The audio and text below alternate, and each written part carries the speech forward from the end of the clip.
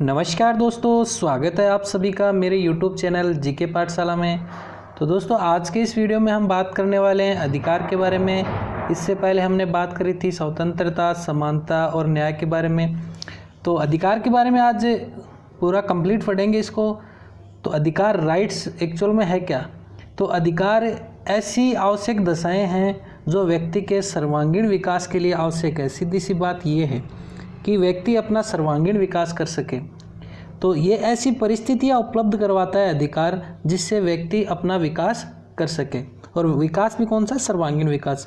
तो यह ऐसी मांग होती है जिसे सामाजिक अनुमोदन के बाद राज्य द्वारा लागू कर दिया जाता है। यानी ये आप टी.एच. ग्रीन और बोसांके की जो परिभाषा है वो भी ये आती कि व्यक्ति है वो क्या करता है? अधिकारों की मांग करता है। फिर समाज उसका क्या करता है? अनुमोदन करता है, या ये हम कह सकते हैं कि समर्थन करता है। और लागू किसके द्वारा की जाती है? वो राज्य द्वारा लागू की जाती है। तो ये परिभाषा भी हो जाती है और ये इसका अर्थ भी हो जाता है। परिभाषा किसकी है? बोसांके की और टी.एच. ग्रीन की। टी.एच. ग्रीन और बोसांके ये कहते हैं कि राज्य अधिकारों को लागू करता है, व्यक्ति मांग करता है, और समर्थन कौन करता है? उसका समाज करता है। तो आगे इसमें आएगी परिभाषा, हम देखते हैं।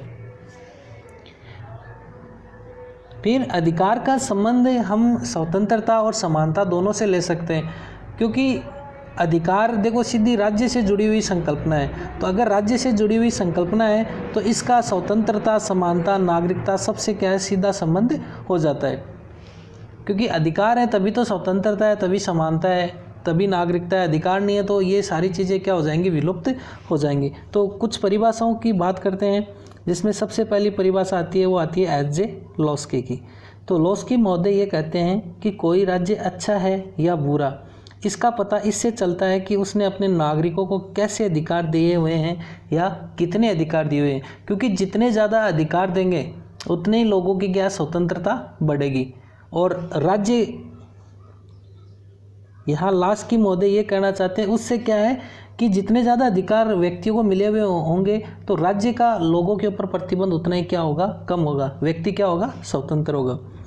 और वाइल्ड महोदय की परिभाषा ये है कि अधिकार कुछ विशेष कार्य करने की आज़ादी की क्या है? उचित मांग है। कुछ विशेष कार्य करने के लिए क्या है? एक तरह से मांग है। तीसरी यहाँ परिभाषा आती है कि अधिकार है वो विवेकपूर्ण जीवन जीने के लिए बाह्य परिस्थितियाँ है। तो ये तो हमने स्टार्टिंग में ही बात कर ली थी। ये किसकी है? क्रॉस की परिभाषा है। यानी ये वो आवश्यक दशाएं हैं जिनसे क्या है? व्यक्ति का सर्वांगीण विकास होता है। इम्पोर्टेंट परिभाषा है रिची महोदय की कि अधिकार न तो जन्म से प्राप्त होते हैं और न ही राज्य द्वारा निर्मित होते हैं, बल्कि अधिकार तो क्या है? इतिहास की उपज है। ये इन सारी चीज़ों के बारे में हम इनके जो अधिकारों के सिद्धांत हैं उनमें पढ़ेंगे कि अधिकार वास्तव में किस किस प्रकार से आए हैं, कौन कौन से इनके सिद्धांत हैं। तो ये सिद्धांतों में सारी चीज़ें आ जाएंगी। तो रिची महोदय का कहना यही है कि जो ये अधिकार आप बात कर रहे हो ये कहाँ से आए हुए हैं? ये इतिहास से आए हुए हैं। यानी इतिहास में जो चीज़ें चल रही थी उनको आपने कानून बना दिया और वही क्या है? अधिकार हो गए। यहाँ जेरेमी बेंथम की जो उपयोगितावादी थे उनकी परिभाषा आती है कि अधिकार है जो कानून व संगठित समाज की देन है। भाई अधिकार किससे मिलेंगे? कानून से। जैसे किसी व्यक्ति का हक मारा जाता है, उसके अधिकार छीने जाते हैं, तो वो किसके पास जाएगा? वो कानून के पास जाएगा। या फिर किसके पास जाएगा? जो समाज के जो कर्ता धर्ता है, जो समाज में मुख्य रोल निभा रहे हैं, उनके पास जाएगा कि भाई मेरे क्या ये अधिकार मारे जा रहे हैं। तो ये देन किसकी बता रहे हैं? कानून की। कोई गरीब व्यक्ति है, आज भी हम किसका सहारा लेते हैं? कानून का, पुलिस का, न्यायालय का, इनका सहारा लेते हैं अधिकारों की प्राप्ति के लिए।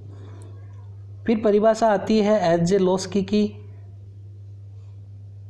तो ये इम्पोर्टेंट परिभाषा है थोड़ी कि अधिकार है वो सामाजिक जीवन की वे बाह्य परिस्थितियाँ हैं जिनके अभाव में कोई भी व्यक्ति अपना सर्वांगीण विकास नहीं कर सकता है। या ये कह सकते हैं कि ये वो शर्तें हैं जिनके बिना कोई व्यक्ति अपनी जो सर्वोत्तम अवस्था है उसको प्राप्त नहीं कर सकता। देखो, सर्वांगीण विकास होगा तभी वो क्या है? अपनी सर्वोत्तम अवस्था को प्राप्त करेगा। टी.एच. ग्रीन और बोसांके की जो मैंने अभी स्टार्टिंग में बात करी थी कि अधिकार व्यक्ति की वह मांग है जिसे समाज तो क्या करता है, स्वीकार करता है, अनुमोदन करता है, उसका समर्थन करता है, और लागू किसके द्वारा की जाती है, लागू राज्य द्वारा वो की जाती है। यानी सीधी सी बात है कि अधिकारों की मांग है वो व्यक्ति करता है, स्वीकृति समाज देता है, और लागू उन्हें कौन करता है, राज्य करता है। तो यहाँ ग्रीन महोदय की एक परिभाषा और आती है कि अधिकार जो हैं वो मनुष्य के आंतरिक विकास की बाह्य अवस्थाएं हैं। जो एच.जे. लॉस की वाली परिभाषा थी उसी को थोड़ा मॉडिफिकेशन किया हुआ है। मैं बोल रहा हूँ, आप थोड़ा सा सुनना ध्यान से कि अधिकार क्या है, मनुष्य के जो इंटरनल डेवलपमेंट है, आंतरिक विकास है, उसके लिए बाहर से परिस्थितियाँ या बाहर से उनको ये अवस्थाएँ मिल रही हैं। और इसी से रिलेटेड ही एक कांट महोदय की भी परिभाषा आती है कि अधिकार है वो विवेकपूर्ण जीवन जीने के लिए या विवेकपूर्ण जीवन के विकास के लिए आवश्यक क्या है, बाह्य परिस्थितियाँ। तो ये परिस्थितियाँ, जो बाह्य परिस्थितियाँ, इनसे संबंधित कौन कौन आता है, एच.जे. लॉस्की है, ग्रीन है और कांट है। ये तीनों क्या है, बाह्य परिस्थितियाँ इसको बताते हैं।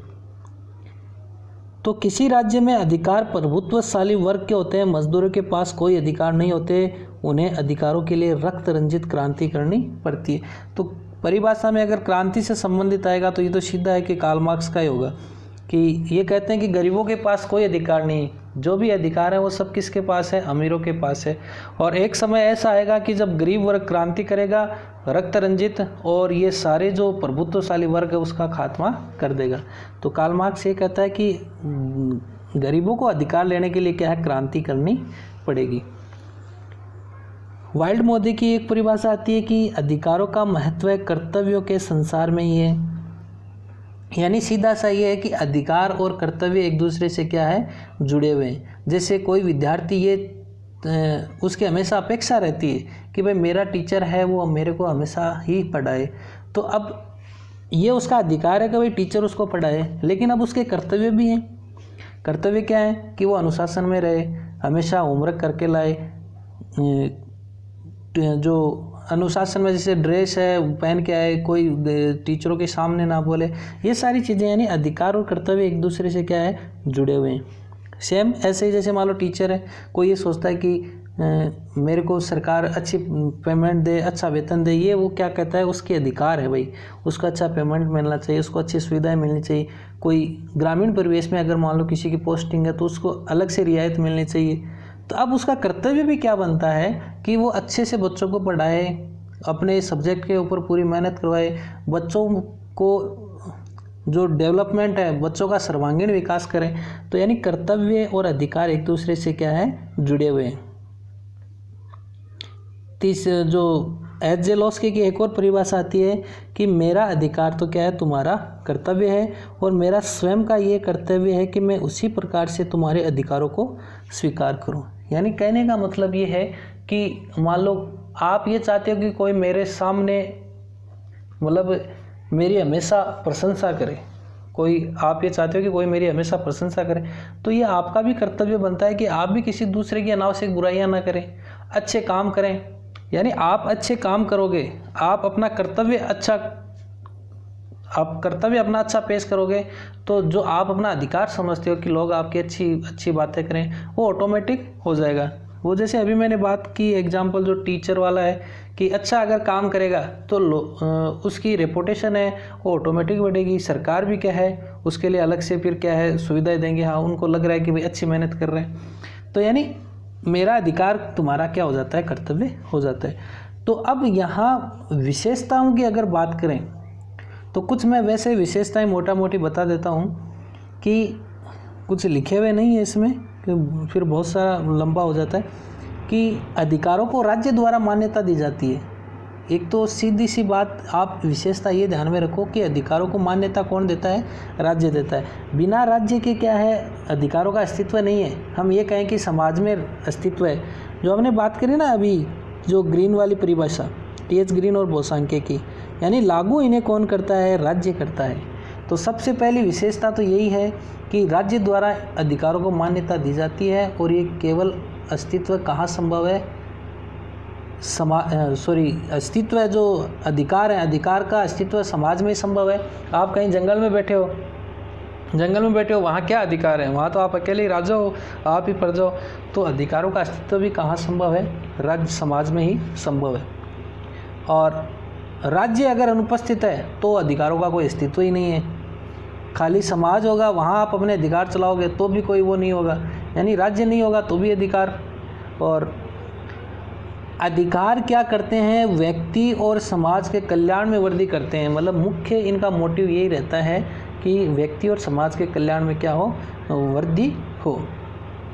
और असीमित नहीं होते, यानी कुछ लिमिटेशन होती है अधिकारों के ऊपर भी। और राज्य अधिकारों का जन्मदाता नहीं है, एक ये भी कह सकते हैं। वह तो क्या है, एक केवल इन्हें मान्यता देता है। और इस चीज़ के ऊपर हम क्या है अभी देखो चर्चा करते हैं कि क्या क्या किस प्रकार से ये होता है। जिसमें सबसे पहले आता है कि अधिकारों का जो सिद्धांत है वो आता है प्राकृतिक अधिकारों का सिद्धांत। और एक छोटी सी चीज़ और है, जैसे इसमें अधिकारों के प्रकार के बारे में भी कभी पूछ ले तो वो आते हैं 2 प्रकार के, जिसमें एक तो आता है नकारात्मक और सकारात्मक। जो हमने स्वतंत्रता पढ़ी थी, नकारात्मक और स्वतंत्रता और सकारात्मक स्वतंत्रता उसी से संबंधित है। जैसे नकारात्मक का मतलब होता है कि इसमें राज्य का कोई एक तरह से प्रतिबंध नहीं होता। व्यक्ति की जो गतिविधियां होती हैं उनके ऊपर राज्य का कोई प्रतिबंध नहीं होता, यानी सीमित अधिकार नहीं होते, असीमित अधिकार होते हैं व्यक्ति के पास। तो ज़्यादातर पूंजीवादी जो उदारवादी राज्य वहाँ ये ऐसे अधिकार मौजूद रहते हैं। लेकिन सकारात्मक अधिकारों की बात करें तो सकारात्मक अधिकार क्या होते हैं कि व्यक्ति के विकास में सहायता देने हेतु किए गए जो विशेष प्रयास हैं उनको क्या है, सकारात्मक अधिकार कहते हैं। वो कहाँ लागू होते हैं? वो लागू होते हैं समाजवादी जो राज्य हैं उनमें लागू होते हैं। तो प्राकृतिक अधिकारों का जो सिद्धांत है वो हम देखते हैं, इसके समर्थक हैं थॉमस हॉब्स है, जॉन लॉक है, जे रूसो, ये जो समझौतावादी विचारक हैं, वोल्टेयर है, स्पेंसर है, मिल्टन है, और थॉमस पेन है, बाल गंगाधर तिलक है। तो ये सबसे प्राचीन सिद्धांत भी इसको कह सकते हैं, प्राकृतिक अधिकारों के सिद्धांत को।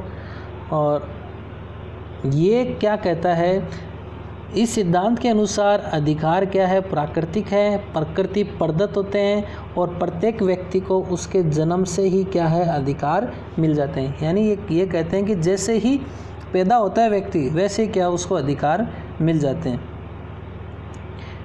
और ये अधिकार क्या है, राज्य की उत्पत्ति से पूर्व भी व्यक्ति को प्राप्त थे। भाई राज्य की उत्पत्ति नहीं हुई थी, उससे पहले भी तो लोगों को अधिकार प्राप्त थे।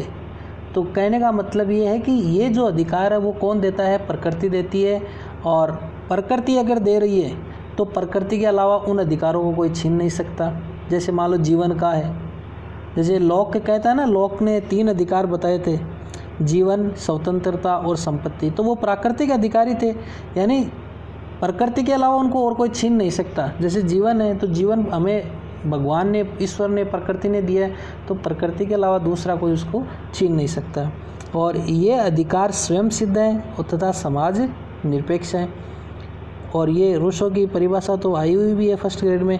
व्यक्ति स्वतंत्र पैदा हुआ है, बाद में उसे जंजीरों में जकड़ा गया है। और ये वैसे भी अपन जीवन पे अगर उदाहरण लें अपने, तो व्यक्ति जब स्टार्टिंग में बचपन रहता है एकदम स्वच्छंद रहता है, लेकिन जैसे जैसे बड़ा होता जाता है समाज में जकड़ जाता है। वो यहाँ नहीं जाना है, उसके जाना है, वहाँ जाना है, ये करना है, वो नहीं करना है। पहले व्यक्ति क्या है, स्वच्छंद रहता है एकदम बचपन में, तो समाज उसको बाद में क्या जंजीरों में जकड़ता है। स्वराज्य मेरा जन्मसिद्ध अधिकार है, ये भी तिलक, बाल गंगाधर तिलक का दिया हुआ एक नारा। जन्मसिद्ध यानी पैदा होते ही मेरे को ये अधिकार मिल गया था, इसका मतलब ये क्या है, प्राकृतिक अधिकार है। और मनुष्य क्या है, राज्य से पहले अस्तित्व में था, अतः अधिकारों का प्रदाता राज्य व समाज नहीं है। इनका गठन तो अधिकारों की रक्षा के लिए हुआ है। बिल्कुल सत्य बात है ये कि मनुष्य तो पहले ही आ गया था, ये राज्य जैसी चीज़ें तो बाद में अस्तित्व में आई है। चाहे कैसे भी आए, ईश्वर ने बनाया हो, चाहे विकास से आया हो, चाहे समझौते से राज्य आया हो, लेकिन मनुष्य क्या था, पहले था। तो राज्य का तो क्या काम है, सिर्फ और सिर्फ अधिकारों की रक्षा करना ही राज्य का काम है। और मानव समाज में कुछ नियम प्राकृतिक अवस्था से चले आ रहे हैं, अतः राज्य को इन प्राकृतिक नियमों और अधिकारों को नियंत्रित व समाप्त करने का अधिकार नहीं है। और राज्य का उद्देश्य प्राकृतिक अधिकारों की रक्षा करना है। यदि इस कार्य में वह असफल हो जाता है तो जनता को उसके खिलाफ विद्रोह कर देना चाहिए। और यहाँ जॉन लॉक की हमने बात करी थी। जॉन लॉक ने 3 अधिकार बताए हैं, जीवन का, स्वतंत्रता का और संपत्ति का। थॉमस हॉब्स ने भी प्राकृतिक अधिकार में 19 अधिकारों का उल्लेख किया है, जिसमें उन्होंने आत्मरक्षा के अधिकार को प्राकृतिक अधिकार ही माना है कि राज्य के खिलाफ अगर आप कब क्रांति कर सकते हो, जब आपके जीवन के ऊपर बना है ना, खुद की रक्षा के ऊपर, आत्मरक्षा का अधिकार। और आत्मरक्षा के अधिकार को इन्होंने क्या सर्वाधिक महत्वपूर्ण माना है। तो ये चीज़ें क्या है, ये कहते हैं कि अधिकार कहाँ से आए हैं, प्रकृति से आए हैं। तो जो बेंथम है, बेंथम प्राकृतिक अधिकारों को क्या है, अलंकारिक बकवास की संज्ञा देता है। तो एक तो ये चीज़ ध्यान रखना कि बेंथम है जो प्राकृतिक अधिकार है उनको बकवास कहता है, ये इम्पोर्टेंट है। एक जो रूसो वाला कथन है कि सर्वत्र जंजीरों में जकड़ा हुआ है। एक लॉक ने जो 3 अधिकार कौन से बताए, प्राकृतिक, जीवन, स्वतंत्रता, संपत्ति। हॉब्स ने कौन सा अधिकार सबसे बड़ा माना है, वो आत्मरक्षा के अधिकार को।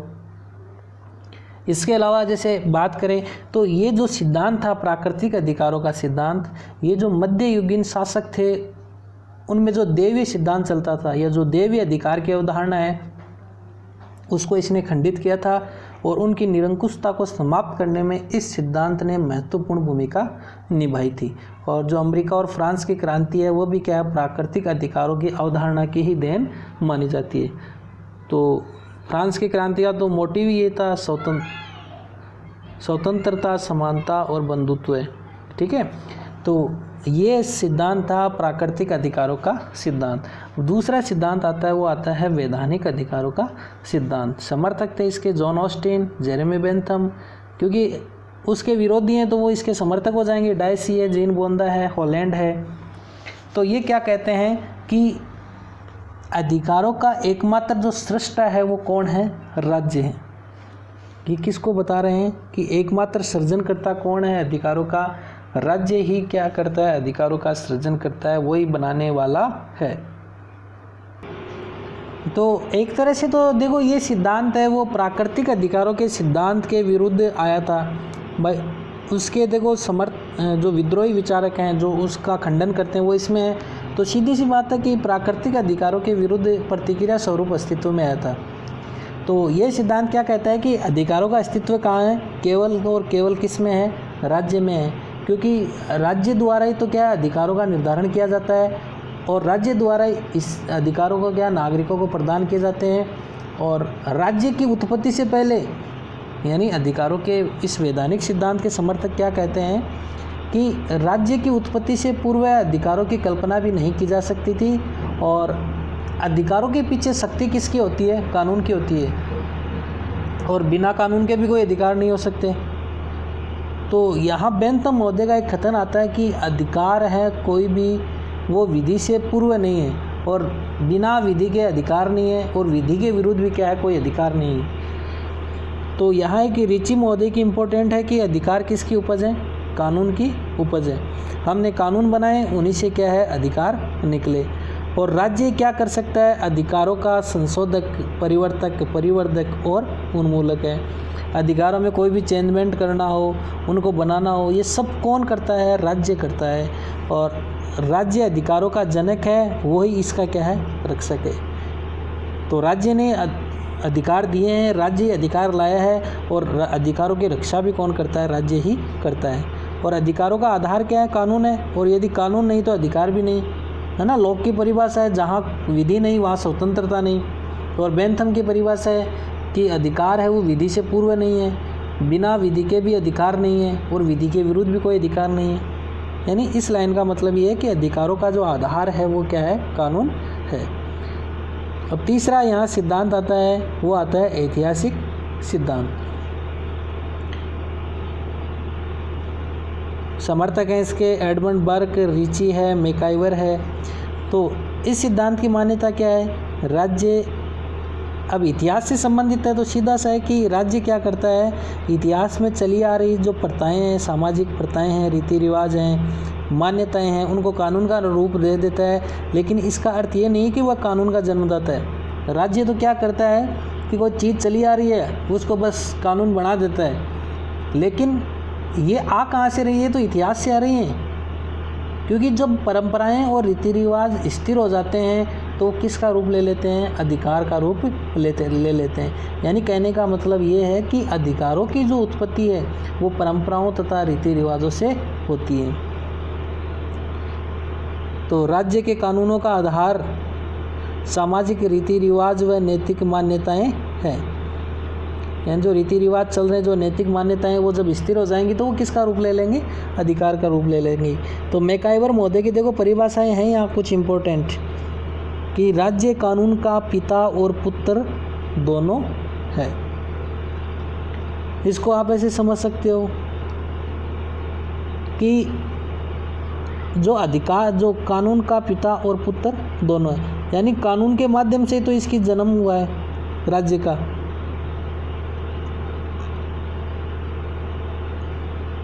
कानून के माध्यम से ही राज्य का क्या है? जन्म हुआ है। कुछ नियम कायदे बनाए, यानी कानून का मतलब क्या है? नियम कायदे। और पिता कैसे है? राज्य नहीं, फिर क्या है? कानून बनाए, तो पिता भी किस हो गया? कानून का, और पुत्र भी हो गया। यानी कानून से पैदा हुआ तो पुत्र, और कानून को इसने बनाया तो क्या हो गया? पिता हो गया। तो परंपराओं के रूप में कानून राज्य से पहले से ही चले आ रहे हैं। कानून देखो, राज्य बाद में आए, पहले से ही कुछ कानून है, रीति रिवाज है, परंपराएं हैं, हमारी संस्कृति है, वो चली आ रही है। और राज्य के कानूनी युगों द्वारा पुरानी प्रथाओं का क्या है? कानूनी रूप उनको दे दिया गया। राज्य कानून का सृजनकर्ता ही नहीं बल्कि उद्घोषक है। यानी ये इनको बनाता नहीं है, सृजन नहीं करता है, बल्कि इनको तो क्या करता है? एक तरह से कानूनी रूप देता है। उद्घोषक है, घोषणा करता है कि जब रीति रिवाज अधिकार का रूप लेते हैं तब वो क्या कर लेता है? घोषणा इनकी कर देता है। राज्य सामाजिक प्रथाओं और नैतिक नियमों को ही कानून का रूप देता है, और ये स्वयं ही किसी परंपरा या ऐतिहासिक प्रथा से पैदा हुआ है। यानी राज्य खुद ही किन्हीं अधिकारों से, नियमों से या कानून से पैदा हुआ है। और अधिकार किसकी उपज है? इतिहास की उपज है। ये रिची महोदय की परिभाषा है जो हमने स्टार्टिंग में पढ़ी थी, इम्पोर्टेंट है। समर्थक भी हैं ये इनके ऐतिहासिक सिद्धांत के। तो अधिकार किसकी उपज है? इतिहास की उपज है। अब यहाँ नेक्स्ट सिद्धांत आता है, वो आता है समाज कल्याण सिद्धांत। अब चौथा सिद्धांत आता है, वो आता है समाज कल्याण सिद्धांत। तो समाज कल्याण सिद्धांत ये कहता है कि वास्तव में अधिकार किसकी देन है? समाज की देन है।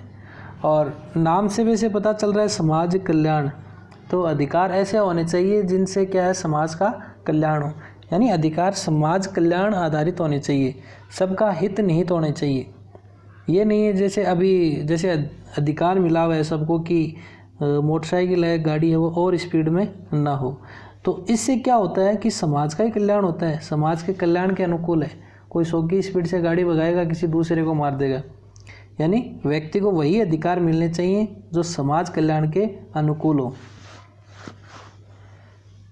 तो समर्थक हैं इसके एच.जे. लॉस्की है, जेरेमी बेंथम है, पाउंड चेफर है, जे.एस.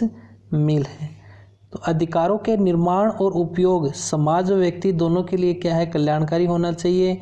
बेंथम के अनुसार वही अधिकार अच्छे हैं जो अधिकतम लोगों को अधिकतम सुख प्रदान करे, यानी ज़्यादा से ज़्यादा लोगों की क्या है? भलाई करे। तो इस सिद्धांत के जो समर्थक हैं उनका ये मानना है कि जो अधिकार है उनकी प्रकृति क्या होनी चाहिए? सर्वहितकारी होनी चाहिए, यानी सभी के हितों के लिए होनी चाहिए। जैसे एक दो विचारकों की परिभाषा आती है, लॉस्की महोदय कहते हैं कि दूसरों के आक्रमण से मेरी रक्षा करने का अर्थ यह है कि मैं भी अपने आप को दूसरों पर आक्रमण करने से रोकूं। यानी कोई दूसरा मेरे ऊपर आक्रमण कर रहा है तो मेरी कोई रक्षा कर रहा है, तो इसका मतलब ये भी है कि मैं भी किसी दूसरे के ऊपर आक्रमण ना करूं। जैसे समाज कल्याण के विरुद्ध मेरे अधिकार नहीं हो सकते, क्योंकि ऐसा करना मुझे कल्याण के विरुद्ध अधिकार देना है, जिससे मेरा क्या है? स्वयं का घनिष्ठ हित जुड़ा हुआ है। और अभी बात करते हैं अधिकारों के जो सर्वोत्तम सिद्धांत है उसके बारे में। आदर्शवादी सिद्धांत समर्थक है टी.एच. ग्रीन, इमैनुअल कांट, बोसांके है। ये सब किसके समर्थक हैं? आदर्शवादी सिद्धांत के। तो ये सिद्धांत क्या है?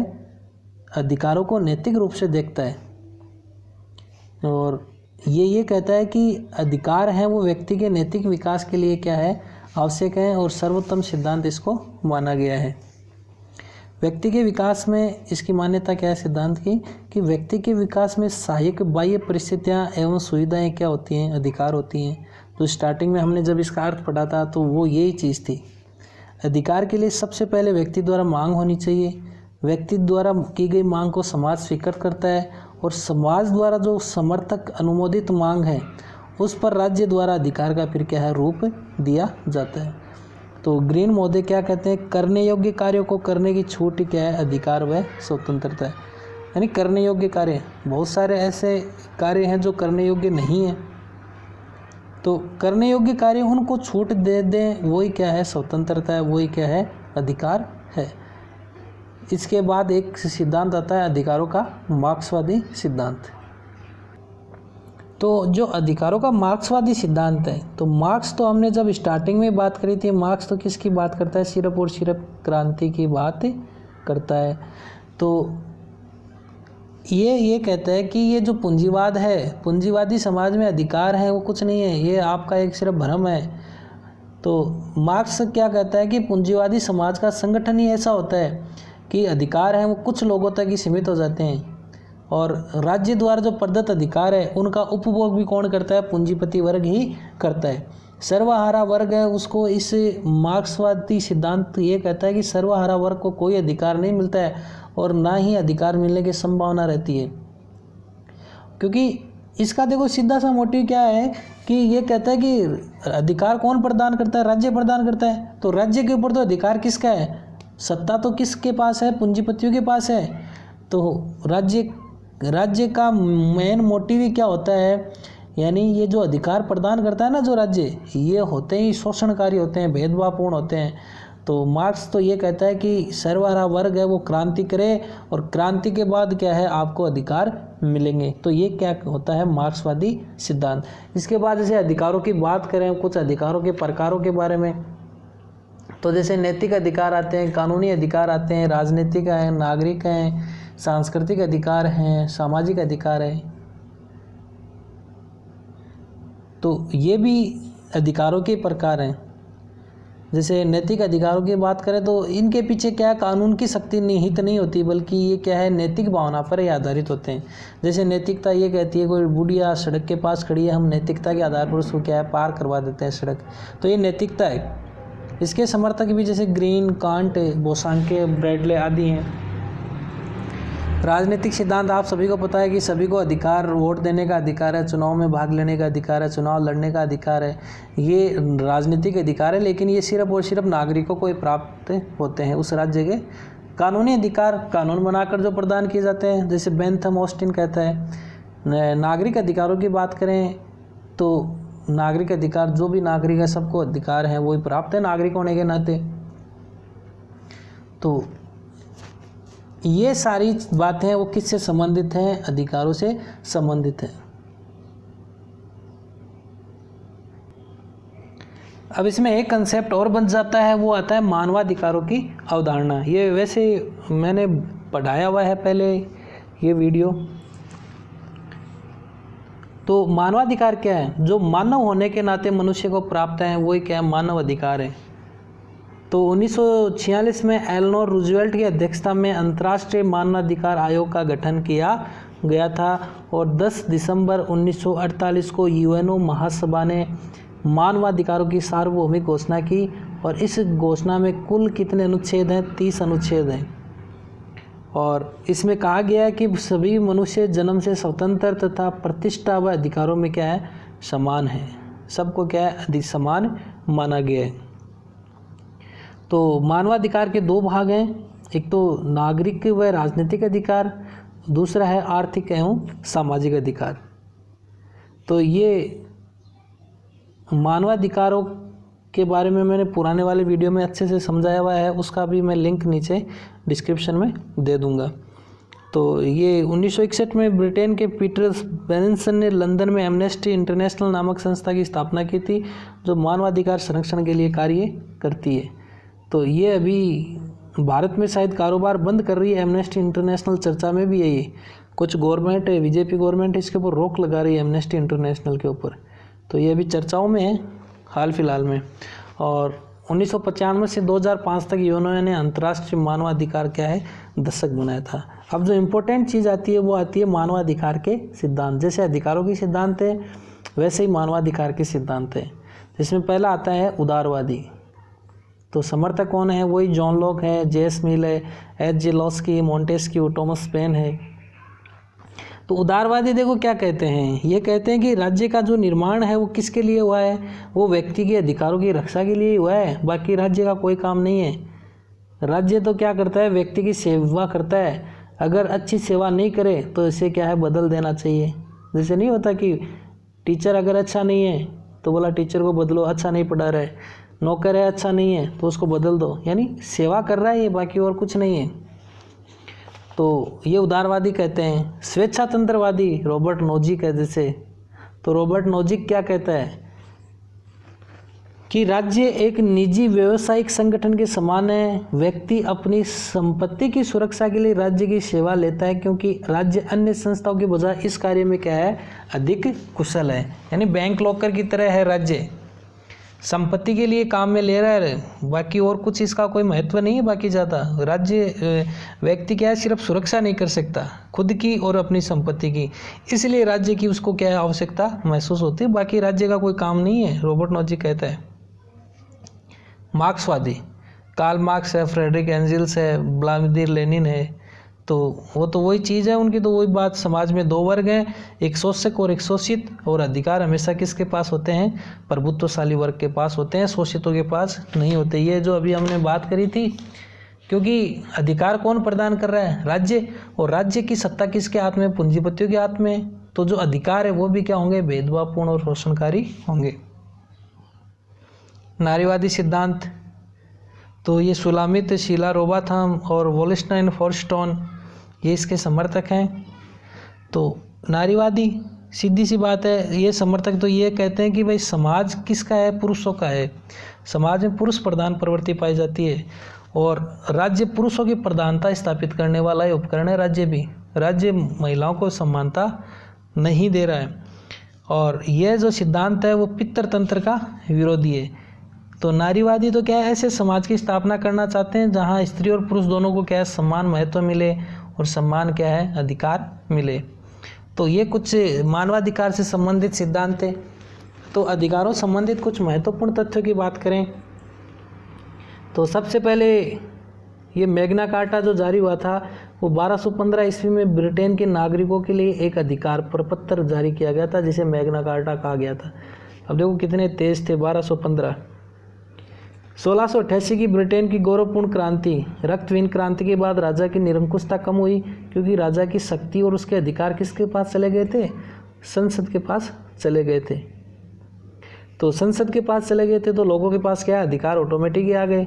और अमेरिकन क्रांति थी, उसमें पैट्रिक हेनरी ने नारा दिया था कि या तो मुझे स्वतंत्रता दो या मुझे क्या दो? मृत्यु दो। फ्रांस की क्रांति, तो रूसों का जो नारा था समानता, स्वतंत्रता और भ्रातृत्व, भाईचारा। और 1787 में निर्मित अमेरिका के संविधान में भी किसका है? सुख के आनंद का अधिकार दिया गया है। आजकल तो भारत में भी अलग अलग अधिकार दिए गए हैं, नींद लेने का अधिकार भी है जिसमें एक, तो खूब सो और मजे करो। तो प्राकृतिक अधिकारों के आलोचक मानते हैं कि राज्य से पूर्व अधिकारों की कल्पना बेकार है, क्योंकि अधिकारों का अस्तित्व भी किससे है? राज्य से ही है। राज्य नहीं है, राज्य में ही संभव है अधिकार। आप अकेले रह रहे हो, वहाँ किससे अधिकार लोगे?